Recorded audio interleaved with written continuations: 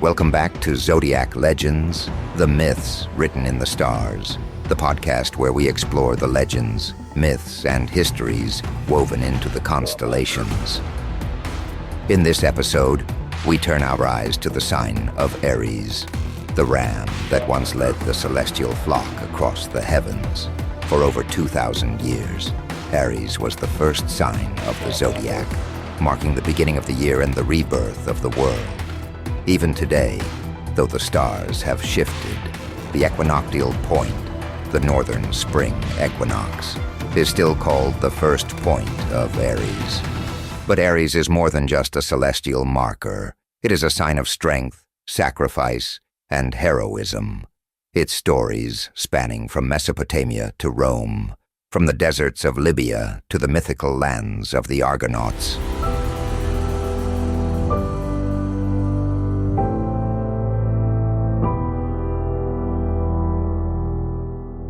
In ancient Mesopotamia, the movement of the sun into Aries marked the start of a new year.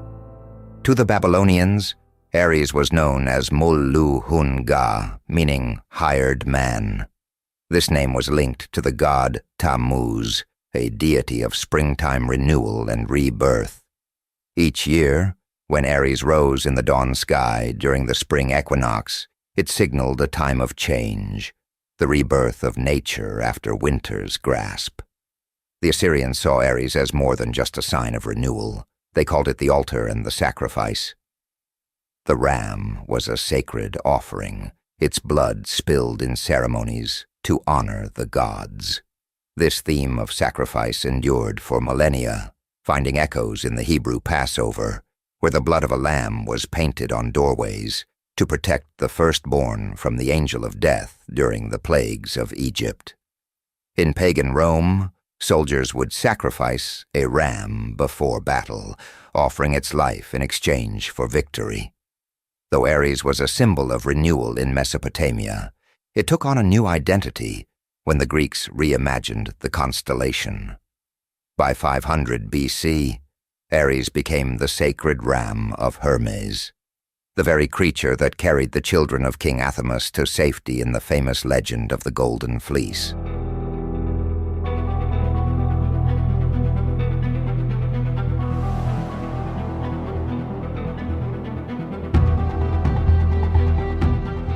The story begins in Boeotia, where King Athamas had taken a new wife, Ino. But Ino despised her stepchildren, Phrixus and Helle, and schemed to have them sacrificed.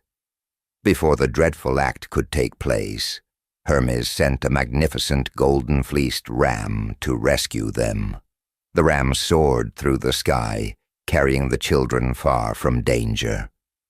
But as they crossed the narrow strait between Europe and Asia, Helle lost her grip and plummeted into the waters below. Ever since, that sea has been called the Hellespont, Hell's Sea. Her brother, Phrixus, survived the journey and reached the land of Colchis on the shores of the Black Sea. There, in gratitude, he sacrificed the ram to the gods and placed its golden fleece in the care of a fearsome dragon that never slept.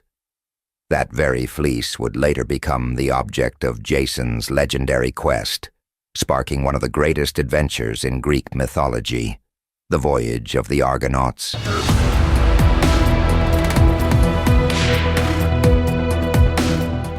But Aries was not only a figure of mythic heroism. In another tale, set in the Libyan desert, a ram led the wandering god Bacchus and his parched followers to a hidden well. As a reward for its service, Bacchus set the ram among the stars, ensuring that whenever the sun passed through Aries, it would mark the arrival of spring, a season of renewal and abundance. The mythology of Aries wasn't confined to Greece and Rome. In the Hebrew zodiac, Aries was linked to one of the 12 tribes of Israel, sometimes assigned to Simeon, other times to Gad. Warrior tribes known for their fierce and untamed nature. Meanwhile, in China, Aries took on a completely different identity. In the traditional Chinese zodiac, Aries corresponds to Qiang Lu, the dog. Unlike the ram of the West, which symbolized leadership and sacrifice, the Chinese dog represented loyalty, vigilance, and protection. Values that, in their own way, resonated with Aries' fiery and determined spirit. Though Aries no longer marks the start of the zodiac, its legacy endures. From 1845 BC to AD 300, the sun moved into Aries at the vernal equinox, symbolizing the rebirth of life after winter. But the slow wobble of Earth's axis, known as precession, eventually shifted this equinoctial point into Pisces, where it remains today. Even so, astrologers still refer to this point as the first of Aries, a tribute to the sign that once led the celestial march of the year. For centuries, Aries stood as a symbol of beginnings, sacrifice, and renewal. It was the first light of the zodiac, the herald of spring, and the ram that guided humanity across myth and time. Even now, as the stars shift and ages change, Aries reminds us that every ending is just the beginning of something new.